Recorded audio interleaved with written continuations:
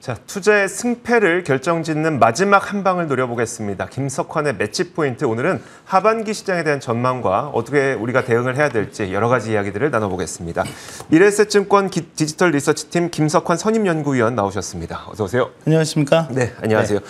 자, 일단 그 하락세를 벗어나지 못하고 있는 시장에서 뭔가 이런 분위기를 반전시키려면 우리가 모멘텀이 필요하잖아요. 과연 그렇죠. 앞으로 우리가 이런 모멘텀이 있을까 없을까? 이런 것들은 앞으로 우리에게 어떤 일정이 있는지를 좀 보면 알 수 있더라고요. 지금 어떤 일정들이 좀 앞으로 있을까요? 뭐 일단은 이번 주가 이제 월 말이기도 하고 네네. 분기 말 그리고 이제 월 초다 보니까 중요한 지표들이 좀 많이 발표가 될 예정인데요. 준비한 화면을 통해서 한번 보시면 일단 이제 오늘 같은 경우에는 이제 뭐 현지 시각이긴 하지만은 현재 이제 유로존 내에서는 지난주부터 EU 정상회담 그리고 G7 정상회담 그리고 오늘까지 뭐 나토 정상회담이 예정되어 있는 상황이어서 이제 이 부분에서 유럽권 내에 정치적인 이벤트들이 좀 어떻게 해소가 되는지부터 한번 지켜볼 필요가 있을 것 같고요. 또 하나는 제가 이제 분기말 같은 경우에는 그 보통 펀드 매니저들라든지 이런 기관 자금들의 포트폴리오 재조정이 나타나기도 하거든요. 리밸런싱이라고 맞습니다. 얘기하는. 이제 그런 측면에서 봤을 때 스테이트 스프리트라고 하는 곳에서 기관 투자자들의 투자 신뢰와 관련한 그 지표를 좀 발표하는데 이 부분이 지난달 같은 경우에 좀 개선이 되는 모습이 나오긴 했었는데 현재 이번 달에도 이제 개선되는 모습들이 나타나는지도 한번 체크해 볼 필요가 있을 것 같고 다만 방금 말씀드린 부분 중에서 월말, 분기말이다 보니 분명히 기관들 같은 경우가 뭐 포트폴리오 재조정 측면에서 보면 일단 주식시장으로 좀 유입될 수 있는 자금 규모가 어느 정도 있다라고 좀 예상을 할 수 있는 부분이 있거든요. 그래서 뭐 지난 간밤에는 좀 낙폭이 좀 큰 모습 좀 보이긴 했었지만은 일단 월말 포트폴리오 리밸런스까지 한번 기대를 해보자라고 하는 부분이고요.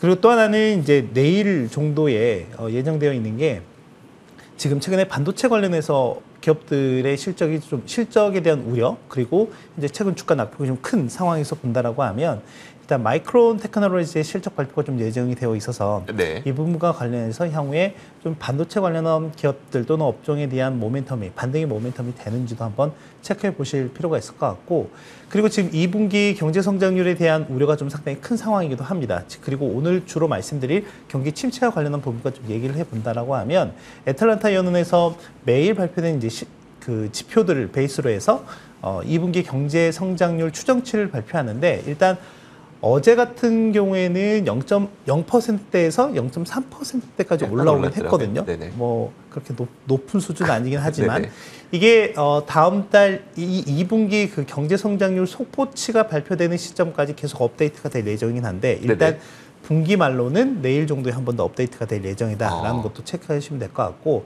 이제 7월 1일 월 초로 가게 되면은 제조업 지수 동향들이 발표가 되기 때문에 이게 또 증시에 상당히 좀 민감한 부분들이 있습니다. 그런데 최근까지 발표된 각 미국 내 지역 연은에서 발표한 제조업 지수들의 움직임을 보면 그렇게 긍정적이지는 않아요. 지금까지 발표된 것들을 보면. 그래서 이게 글로벌 전체적으로 봤을 때 각 국가별 또는 지역별로 제조업 지수 동향이 어떻게 발표되는지 특히 우리나라 같은 경우에는 6월 수출입 동향이 어떻게 발표되는지도 유심히 봐야 될 것 같습니다. 알겠습니다. 사실 이 지표를 쭉 나열을 해주셨는데 저도 이 스테이트 스트리트 투자자 신뢰 지수도 어떻게 나올지는 아직은 모르지만 어쨌든 이걸 제외하고는 사실 그렇게 기대해 볼 만한 지표들은 없어 보이거든요. 네, 이제 그러다 보니까 저희가 이제 보통 이런 지표들이 시장 예상 대비 높게 나오냐 낮게 나오느냐 그걸 가지고 보는 게 시티그룹에서 발표하는 경기 서프라이즈 인덱스라고 하는 게 있어요.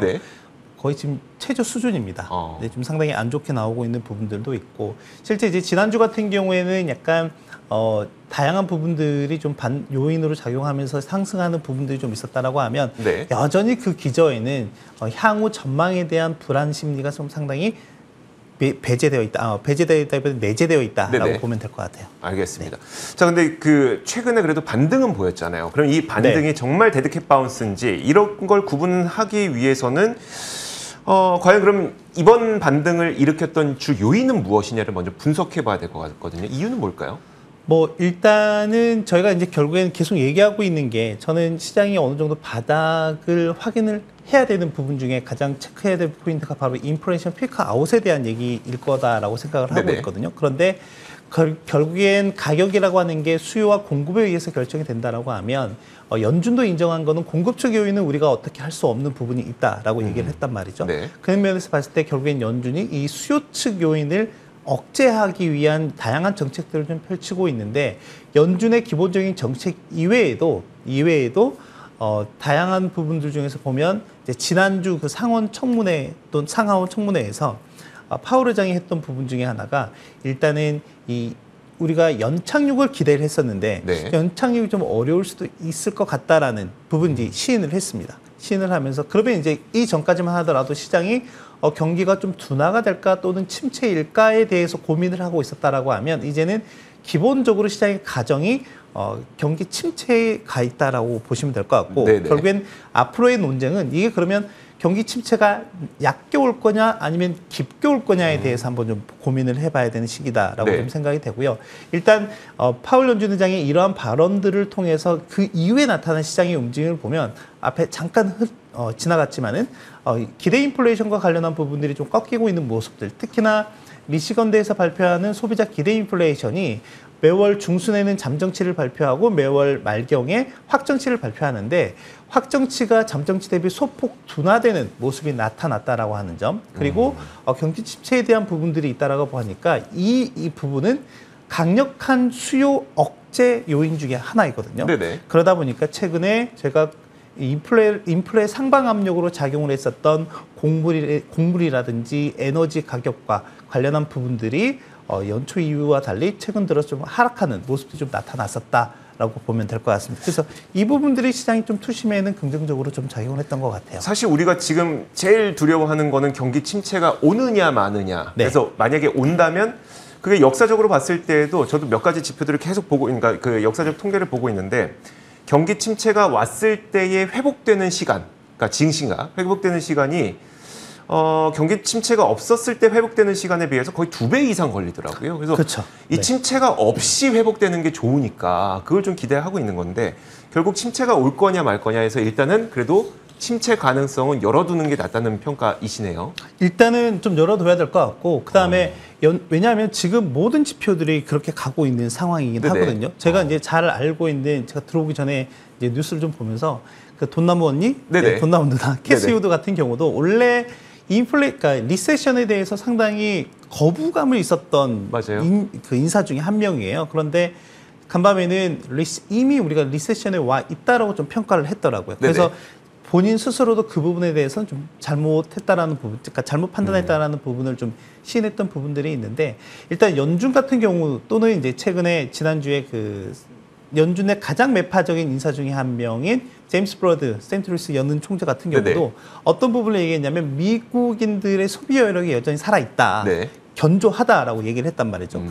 결국에 이제 미국이라고 하는 나라 같은 경우에는 이 소비라고 하는 부분이 상당히 중요한 메커니즘을 갖고 있기 때문에 그런데 이제 간밤에도 보면 컨퍼런스 보드에서 발표된 소비자 신뢰 지수가 부진하게 나왔단 말이죠. 네. 그러면 이제 시장에 좀 더 충격을 주는 부분들이 있었거든요. 그러니까 이 소비자들이 갖고 있는 소비 심리라든지 이 소비자 신뢰 같은 부분들이 좀 부진하게 나오게 되면 증시에 직접적인 영향을 좀 미칠 수밖에 없는 상황이라고 좀 보시면 될 것 같고요. 그런 측면에서 보면 연준 위원들이 그동안 우리가 과거와는 달리 경기 침체를 유발하지 않고 연착륙할 수 있다라고 강조했던 부분 중에 하나가 할 수 있었던 이유 중에 하나가 저는 고용이라고 봅니다. 네네. 네, 그래서 앞으로 앞서 말씀드렸던 것처럼 경기 침체가 얕게 오느냐 또는 깊게 오느냐의 그 결정 요인은 고용 여건일 것 같아요. 근데 어젯밤에 좀 낙폭이 컸던 이유가 뭐냐면 네. 방금 말씀드린 컨퍼런스 보드에서 발표된 소비자 신뢰 지수 같은 경우는 네.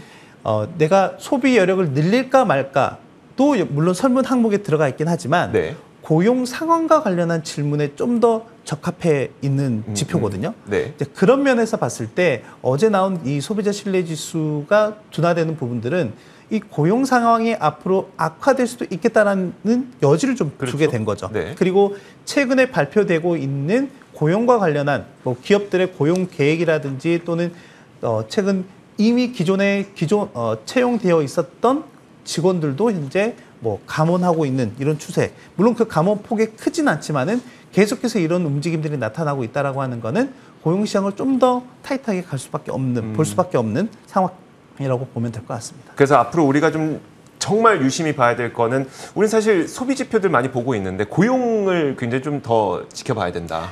왜냐하면 지금 이제 소비와 관련한 지표들, 그러니까 여전히 소비 여력은 충분히 있다. 초과저축 부분이 충분하기 때문에 소비 여력은 있다라고 얘기는 하고 네네. 있는 상황이고, 그리고 뭐 최근에 내구재 주문이라든지 여러 소비와 관련한 지표들을 보면 소비 심리와 관련한 지표들은 좀 부진하게 나오고 있긴 하지만 소비 실제 데이터는 그렇게 나쁘게 나오고 있지 않은 상황이거든요. 그렇죠. 그런데 기본적으로 우리가 시장이라고 하는 거는 성행성을 갖고 반영을 하기 때문에 이런 부분들을 본다라고 하면 지금 화면을 통해서 보고 계시는 것처럼 실제 경기 침체 국면에서는 항상 이 실업률이 높아지는 현상들이 발생을 했었고 그 크리티컬한 밸류가 대략 한 5% 정도입니다. 네. 지금 미국의 실업률은 3.6%예요. 네. 그리고 지난 FOMC 회의에서 올해 말 기준으로 예상했던 실업률 수준이 기존 3.5%에서 3.7%로 소폭 상향 조정을 했단 말이죠. 네네. 근데 앞으로 9월, 12월 두 번 더 남아 있습니다. 그쵸. 그럼 네. 이 폭이 얼마만큼 더 높아지는지도 봐야 될 것 같고 앞으로 이제 2분기 실적 시즌이 조만간 이제 도래가 되는데 이와 관련해서 기업들의 고용 계획이라든지 사업 경영 현황과 관련한 부분들도 좀 같이 체크를 해서 봐야 된다. 그렇기 때문에 향후에 여러분들께서 보실 부분은 소비 심리도 소비 심리이지만 이 고용 지표가 악화되는지 여부, 그와 더불어서 방금 말씀드린 이 컨퍼런스 보드의 소비자 신뢰 지수가 계속해서 악화되는지 여부도 같이 체크하시면 될 것 같고 네. 거기다 더 한 가지 말씀드리면 고용 보고서 같은 경우에는 매월 초 금요일에 첫 네. 번째 금요일에 발표가 되긴 하지만 매주 주간 단위로 확인할 수 있는 게 신규 실업 수당 청구 건수가 있기 때문에 그것도 주간 단위로 한 번씩 체크하시면 좋을 것 같습니다. 알겠습니다.